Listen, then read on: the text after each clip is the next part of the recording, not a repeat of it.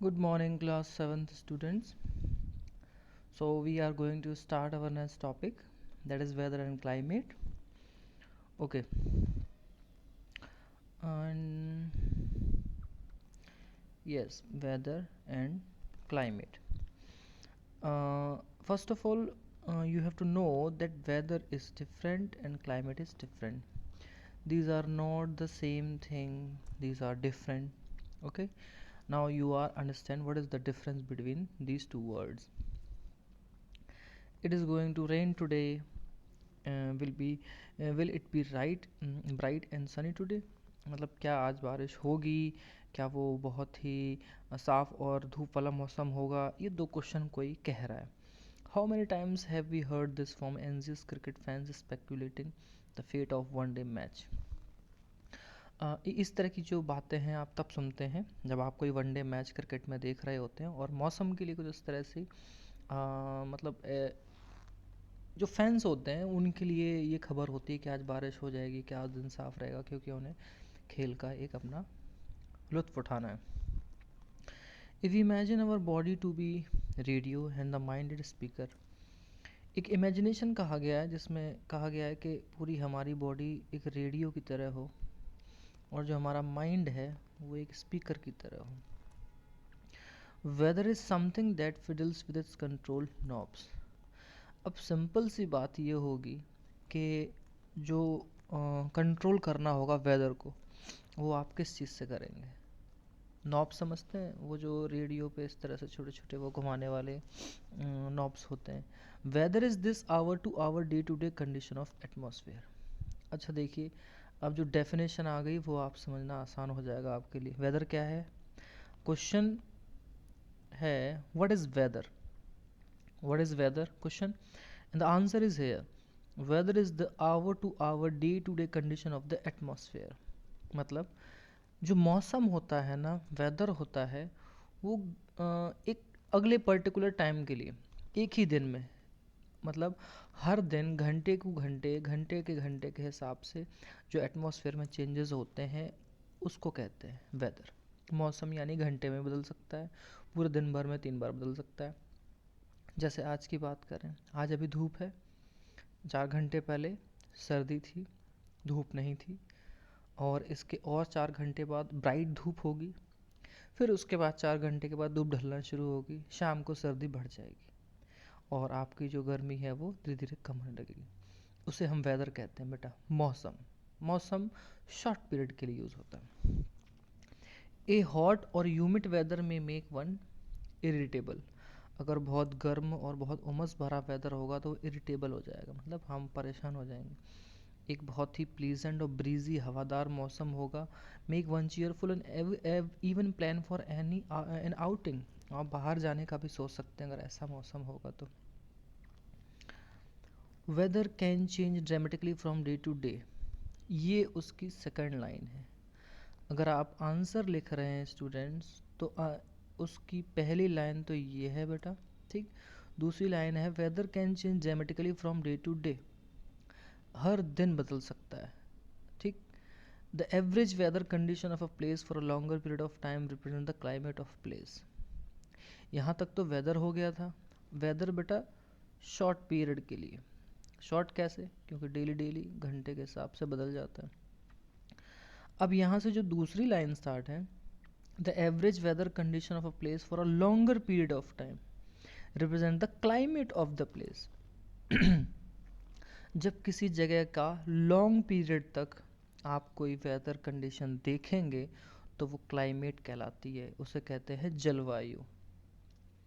जैसे सर्दी है, अब सर्दी एक लॉन्ग पीरियड टाइम के लिए तो आ रही है, डेली डेली के अकॉर्डिंग कभी बारिश है, कभी फॉग है, कभी सर्दी है, और ये 3-4 महीने तक लाइन पीरियड रहेगा. तो जो आपका विंटर है वो एक क्लाइमेट की तरह है, ठंड, और उसके बाद आपकी फिर गर्मियाँ स्टार्ट होंगी, फिर बरसात आएगा. इस तरह से लॉन्ग पीरियड टाइम जो होता है वो रिप्रेजेंट करता है क्लाइमेट को.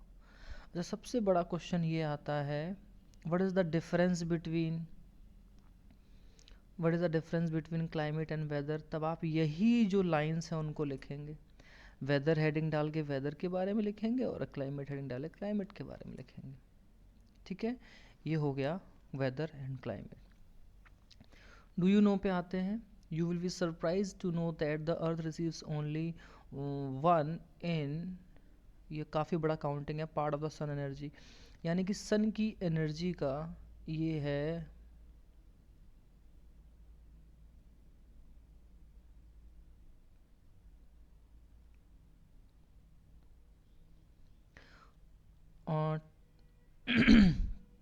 आई थिंक 200 करोड़ पार्ट, यानी कि सन की जो टोटल एनर्जी है उसका 20 करोड़ मतलब जो पार्ट है, मतलब ये तो बहुत बड़ी बात हो गई.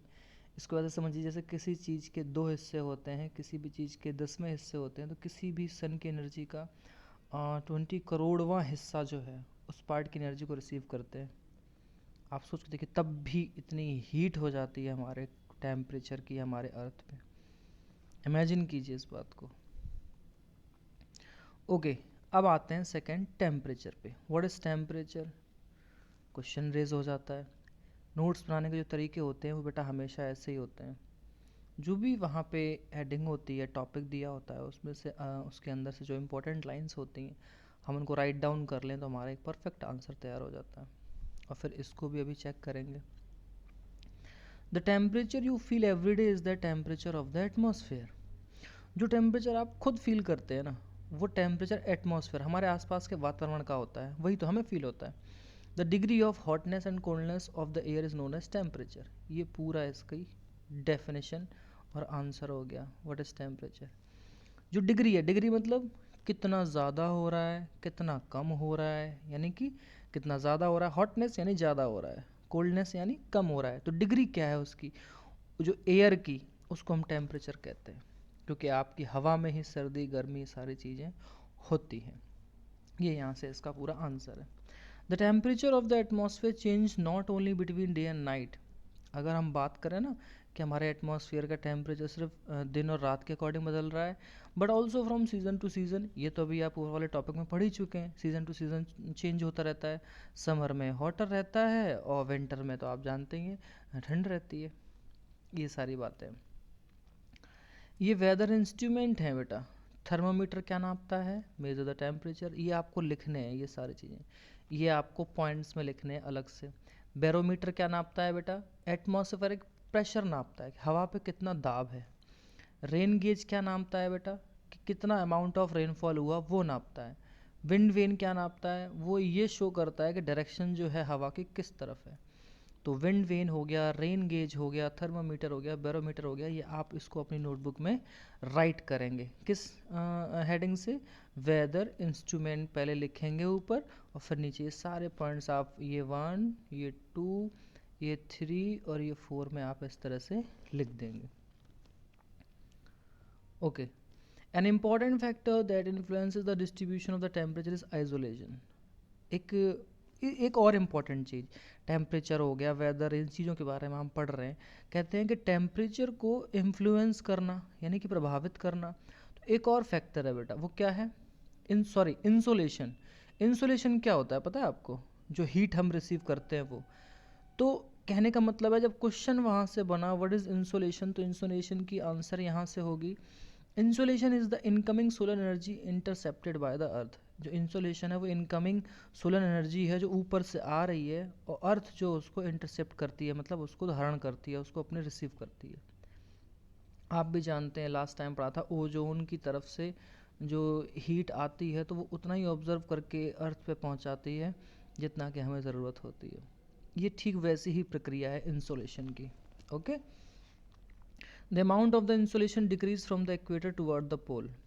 ये कहा गया है कि जैसे हमारी अर्थ है, ये पोल एरिया है, ये इक्वेटर है, तो इंसुलेशन की जो अमाउंट है वो डिक्रीज़ होती है. यानी कि आपको सीधा सीधा पता है कि अर्थ की रेज इक्वेटर और इसके आसपास के पार्ट पे सबसे ज़्यादा डायरेक्टली पड़ती हैं. पोल की तरफ से या तो ये स्लैंटली निकल जाती हैं, ठीक, और या तो कम पहुंचती हैं. इसीलिए इक्वेटर से जब हम पोल की तरफ जाएंगे, दोनों पोल की तरफ, तो जो उसकी मात्रा है, अमाउंट है इंसुलेशन की, वो घटती जाती है. यानी इक्वेटर पे सबसे ज़्यादा होती है और पोल एरिया पे इंसुलेशन की मात्रा, जो अमाउंट ऑफ हीट है, वो कम होती है टेम्परेचर के according. Therefore the temperature decreases in the same manner. और इसी के अकॉर्डिंग टेम्परेचर बदलता है. क्यों, आप देखते हैं ना, पोल पे हमेशा सर्दी होती है और यहाँ इस पूरे एरिया में गर्मी रहती है। Now do you understand why poles are covered with snow? अब आप इसी वजह से समझ लो कि पोल्स पे सर्दी क्यों रहती है या वह बर्फ़ क्यों जमी रहती है।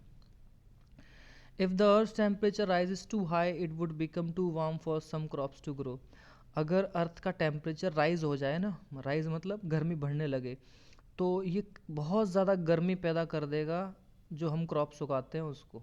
लेकिन हमें पता है कि हमें सारी क्रॉप्स को गर्मी नहीं हो चाहिए होती है, अलग अलग मौसम में अलग अलग फसलें उगाई जाती हैं, ये चीज़ आपको भी पता है। Temperature in cities is much higher than that of village. Cities में टेम्परेचर ज़्यादा होता है गाँव की अपेक्षा। The concrete and metals and buildings and the asphalt of road get heated up during the day. डामर की बात कर रहा है रोड पे। आप भी जानते हैं जितना भी हमारा जो कंक्रीट मतलब मटेरियल है, गांव में होता है कंक्रीट, ऐसा नहीं है, बट पूरा नहीं है। वहाँ खेत सड़कें चौड़े घर आंगन आज भी जो है कच्चे हैं, पेड़ पौधे अच्छे हैं, इस वजह से वहाँ उतनी गर्मी नहीं होती है। और शहरों में हर एक चीज़ कंक्रीट से बनी है, रोडें सड़कें घर मकान कॉलोनी सीवर लाइन, इसलिए यहाँ पे वो चीज़ ज़्यादा टेम्परेचर होता है। हरियाली नहीं है, मिट्टी नहीं है। This heat is release during the night, और यही हीट नाइट के वक्त रिलीज़ होती है, जिसकी वजह से कई बार रातों में हमें अपने कमरों में उमस फील होती है। Also the crowded high-rise building of the cities trap the warm air and thus the raise the temperature of the cities। अब क्या होता है, शहरों में जो बड़ी बड़ी बिल्डिंग्स होती हैं ना, वो भी उस वार्म एयर को क्या कहते हैं, ट्रैप करती है, उसको बांध लेती है। क्योंकि जो पक्की चीज़ होगी, पक्का निर्माण होगा, आपका घर है दीवारें हैं, वो देर से ठंडी होती हैं, तो दिन भर में तो वो एब्जॉर्व करती हैं सन की हीट, और रात में फिर वो टेम्परेचर जो है शहरों का उसी हिसाब से बढ़ता चला जाता है, दीवारें गर्म रहती हैं, तो इसीलिए एसी चल रहा है।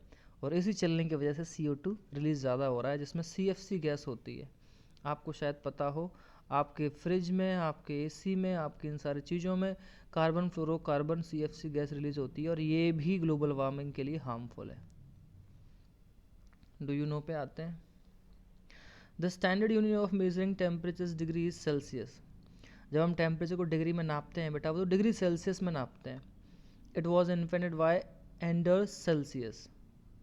ये जो मापने का तरीका है ना, इसको इन्वेंटेड किसने किया बेटा, एंडर्स सेल्सियस, उनके नाम से ही सेल्सियस लगा दिया। On the Celsius scale water freeze at 0 and boils at 100 degree Celsius.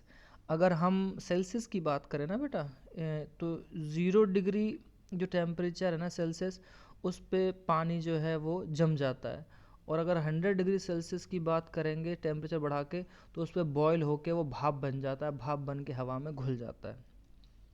तो ये चीज़ आपने जानी कि एंडर्स सेल्सियस ने इन्वेंट किया था इस चीज़ को। आगे बढ़िए। टेम्परेचर के बाद आता है बेटा एयर प्रेशर।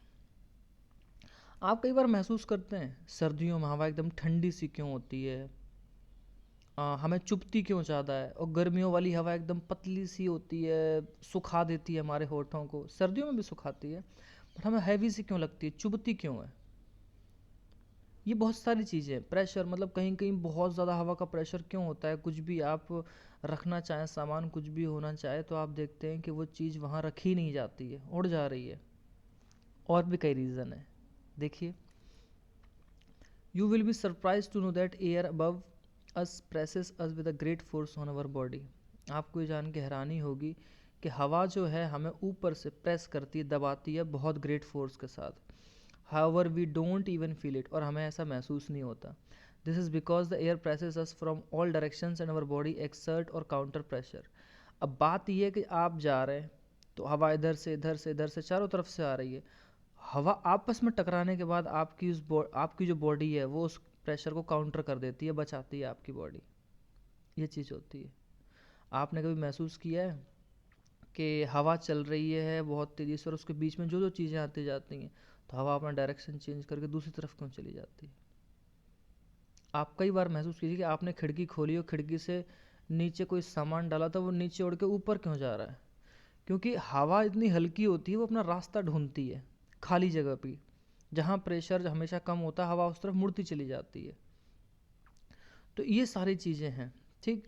तो आपने ये बड़ी अच्छी चीज़ जानी आज स्टूडेंट्स कि जो हाँ हमारे पास आसपास जो हवा है वो हमें हमेशा बॉडी पे प्रेशर देती है, बट ये अभी प्रेशर इसलिए फील नहीं होता है क्योंकि हवा चारों तरफ से हमारे बॉडी को एक्सर्ट करने की कोशिश करती है, बट हमारी बॉडी उस प्रेशर को काउंटर करती है, बचाती है हमसे।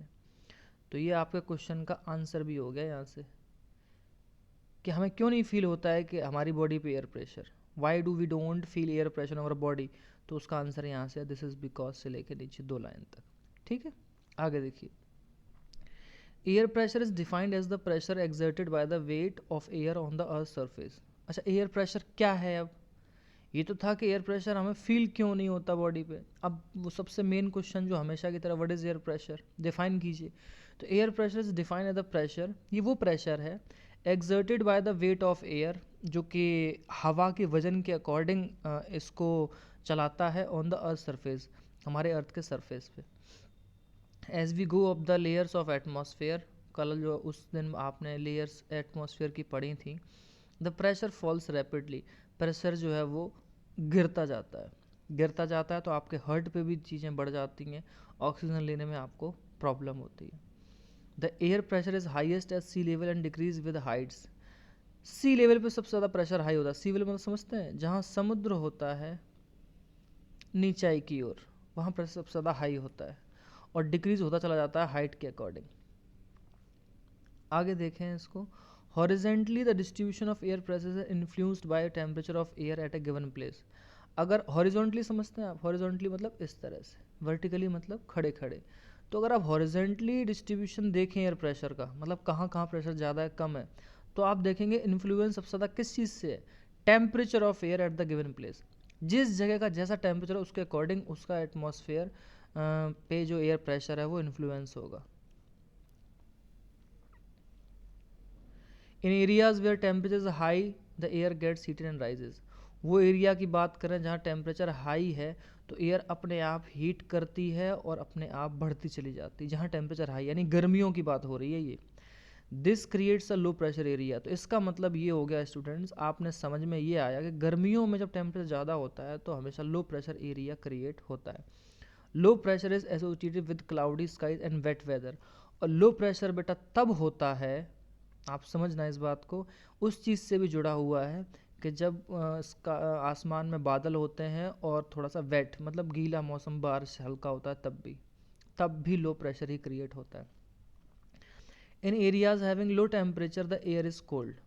अच्छा, जहाँ पे लो प्रेशर बनता चला जाता है वो वहाँ हवा ठंडी हो जाती है, इसीलिए आप देखते हैं वेट वेदर होता है या बादल वाला मौसम होता है तो ठंडी हवाएं चलती हैं।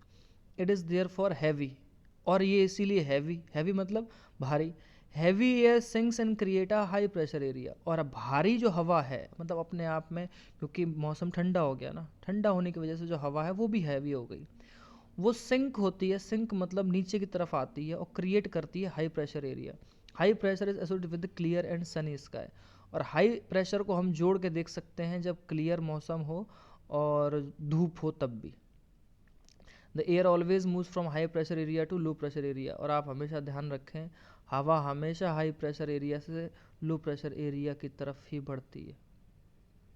ये बहुत मतलब इतना अच्छा टॉपिक है आपकी 7th क्लास की ज्योग्राफी में कि आप रियली इतना नॉलेजफुल चीज़ें हैं कि आपको बहुत इंटरेस्ट आएगा, आपको बहुत सीखने को मिलेगा। On the moon there is no air hence no air pressure. Do you know पे आते हैं। मून पे ना तो बेटा एयर है ना प्रेशर है। Astronaut have to wear special protective space suits. उनके लिए एक अलग से स्पेशल शूट्स बनाए जाते हैं, आपने देखा होगा वाइट कलर के जो पहनते हैं, फिल्ड विथ एयर, वो हवा से भरे होते हैं, इसीलिए बेटा वो बहुत आपको भारी भारी से लगते हैं कई बार आपको बाहर से देखने पे। When they go to the moon, जब वो वहाँ जाते हैं तो उनके में कपड़ों में जो सूट्स होते हैं उनमें हवा भरी जाती है। If they do not wear these space suits the counter pressure exerted by the body of the astronaut would make the blood vessels burst, the astronaut would bleed. अगर ऐसा हो नहीं करेंगे ना तो मून पे जाने के बाद उनकी बॉडी पे प्रेशर जो है वो इतना बढ़ जाएगा बाहर की तरफ से कि जो एस्ट्रोनॉट्स हैं उनकी जो ब्लड वेसल्स हैं, जो हमारी नसें हैं, वो फट जाएंगी और खून निकलने लगेगा। तो उस प्रेशर को बचाने के लिए हमें ये सब करना पड़ता है। आपको याद है आप अपने मम्मी पापा का या आप खुद अपना ब्लड प्रेशर चेक करवाते हैं तो एक बेल्ट लगाते हैं, वो तो उसके अंदर हवा भरी होती है, आपने महसूस किया है? वैसे ही हालांकि वो तो एक नापने की मशीन है, लेकिन आपने जो फील किया है कि हवा होने से हमारे हाथों पे क्या फील होता है, वो वैसी हवा उस कपड़ों में भरी जाती है, तभी वो सूट पहनाए जाते हैं उन्हें। अब आती है विंड की बारी, हवा। डू यू नो पे चलते हैं। A wind is named after the direction from which is blow, मतलब विंड का नाम तब पड़ा जब वो जिस डायरेक्शन से ब्लो हो रही होती, बह रही होती। जैसे the wind blowing from the west is called westerly. मतलब हवा का नाम उसकी डायरेक्शन के अकॉर्डिंग दिया है। मतलब अगर जैसे वो हवा जो है वेस्ट की तरफ से आ रही है तो उसको कहा गया है वेस्टर्ली, ईस्ट की तरफ से आ रही है तो उसको कहा गया ईस्टर्ली। तो ऐसे उस हवा का नाम देते हैं। हिंदी में नहीं सुना आपने, हिंदी में आप देखते हैं ना, पुरवाई चल रही है, पछिया चल रहा है, अपने गाँव की भाषा में, और हम लोग हिंदी में बोलते हैं उसको पुरवाई चल रही है। जब पश्चिम से हवा चलती है तो लू लाती है, पुरवाई चलती है तो प्लीजेंट मौसम लाती है। आप नहीं तो अपने घर वालों से पूछें पुरवाई क्या होती है और पछिया क्या होता है। पछिया यानी पश्चिम से आने वाली, पुरवाई यानी पूरब की दिशा से आने वाली, हिंदी में भी बोलते हैं। The movement of air from high pressure area to low pressure area is called wind. बड़ा सिंपल सा क्वेश्चन था, व्हाट इज विंड, और उसका बड़ा ही सिंपल आंसर है कि अगर कोई हवा मूवमेंट करती है हाई प्रेशर एरिया से लो प्रेशर एरिया में तो उसको हवा कहते हैं। डायरेक्शन चेंज हो गई, हाई प्रेशर एरिया से ही तो लो प्रेशर एरिया में गई, तभी तो कहा है जिस दिशा में बदलती है उसी दिशा से उसका नाम पड़ जाता है विंड का। You can see wind at work as it blow dry leaves from the pavement और uproots tree during a storm. आप खुद जानते हैं कि हवा कैसे ब्लो करती हुई सूखी पत्तियों को नीचे गिरा देती है, और जो नीचे जड़ें होती हैं स्टॉर्म के टाइम पे उनको भी हिला कर रख देती है। Sometimes when the wind blows gently you can even see it blowing away smoke or fine dust. जब हवा बहुत जेंटली चल रही होती है ना, धीरे से, तो अपने आसपास आप धुआं उड़ता हुआ देख सकते हैं, डस्ट उड़ती हुई देख सकते हैं, क्योंकि आपको महसूस होता है कि हवा थोड़ी सी मध्यम चल रही है, धीरे चल रही है। At times wind can be so strong that is difficult to walk against it, और कई बार इतनी तेज़ होती है कि हमें उसके अगेंस्ट, मतलब जिस दिशा में चल रही होती है, अगर उस दिशा में हम साइकिल चला रहे हैं, गाड़ी चला रहे हैं, खुद पैदल चल रहे हैं, तो हमें चलने में दिक्कत होती है। You must have experience it is not easy to hold an umbrella on a windy day. और ये भी आपने एक्सपीरियंस किया है कि जिस दिन बहुत हवा चल रही होती है, विंडी डे होता है कोई ऐसा, तो आप अम्ब्रेला होल्ड नहीं कर सकते। Think of some other examples when strong winds have created erected created. आप ये चीज़ तब भी महसूस कर सकते हैं जब किसी और दिन एग्जाम्पल आप देख सकते हैं, जैसे आप कपड़े नहीं सुखा सकते, आप चल नहीं सकते, आप मोमबत्ती नहीं जला सकते, ऐसे कई सारी चीज़ें हैं। अगर आप वो काम करेंगे तो आप नहीं कर, आप मुंह के ऊपर से ग्लास को करके पानी पिएंगे, आप नहीं पी पाएंगे। ये कई सारे हैं, क्योंकि स्ट्रॉन्ग विंड जो है वो क्रिएट हो जाती है इस वजह से, ये उसका रीज़न है। प्रॉब्लम्स फॉर यू, ये आपके लिए प्रॉब्लम जो क्रिएट करती हैं वैसे एग्जाम्पल थे। Winds can be broadly divide into 3 types. ये बेटा लॉन्ग क्वेश्चन आंसर है आपका, और ये क्वेश्चन बहुत इंपॉर्टेंट है कि in how many types wind can be broadly divided. Wind को कितने टाइप्स में आप ब्रॉडली डिवाइड कर सकते हैं, ये क्वेश्चन है, और ये उसके आंसर हैं बेटा। ये जो फिगर है ना, ये आपको बहुत अच्छे से पूरे पेज पे ड्रॉ करना है, ये वाला पिक्चर, ये पिक्चर आपको ड्रॉ करना है स्टूडेंट्स, ऐसे कलरफुल करना है। हाँ, आप थोड़ा बड़ा पिक्चर बनाएंगे पूरे पेज पे, तभी ये अच्छे से बनेगा और आपको बहुत सारी चीज़ें समझ में आएंगी।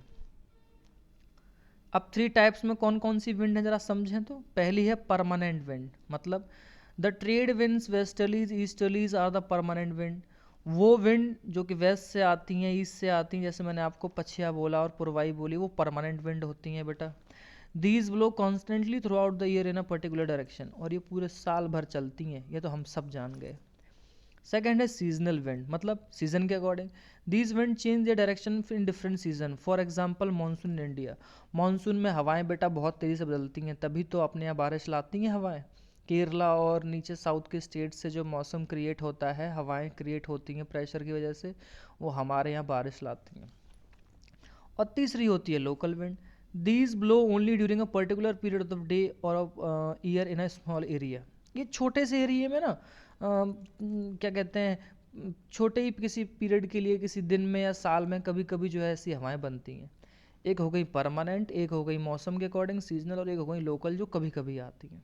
ये उसके बेटा लॉन्ग क्वेश्चन हो गया। ठीक, जैसे लू है, लू आप जानते हैं सिर्फ गर्मियों में ही आती है कुछ दिनों के लिए। ये फिगर 4.4 जो है ना, मेजर प्रेशर बेल्ट्स और विंड सिस्टम, ये आपको पूरा ड्रॉ करना है ये पिक्चर, लेकिन पूरे एक सिंगल पेज पे ही करेंगे ताकि ये खूब बड़ा सा अच्छा सा बन जाए, और आप थोड़ा सा इसको कलरफुल बनाने की कोशिश करेंगे, देख देख के बनाने की कोशिश करेंगे। एक तरफ से बनाइए, इधर से बनाना शुरू कीजिए और आपको धीरे धीरे पूरा ऊपर तक बन जाएगा। ठीक है, आज के लिए स्टूडेंट्स हम इतना ही रखेंगे, क्योंकि इसमें जो लास्ट टॉपिक आपका रह जाएगा वो हम नेक्स्ट क्लास में करेंगे, और उसके बाद इसको हम कर लेंगे। जो टिक द करेक्ट होते हैं बेटा वो, या मैच द फॉलोइंग, ये आप अपनी बुक में ही किया करें ये। ठीक है, ये मतलब हम नेक्स्ट टाइम ये होमवर्क देंगे, आज का होमवर्क तो वही है जो आज हमने पढ़ाया है आपको। ठीक है, तो ये क्लास आपकी काफ़ी परफेक्ट थी आज, बहुत अच्छा लगा आज पढ़ा के, और आप अच्छे से इस चीज़ को करेंगे भी। Okay class, thank you, have a nice day, और होमवर्क को आप टाइम से सबमिट करेंगे।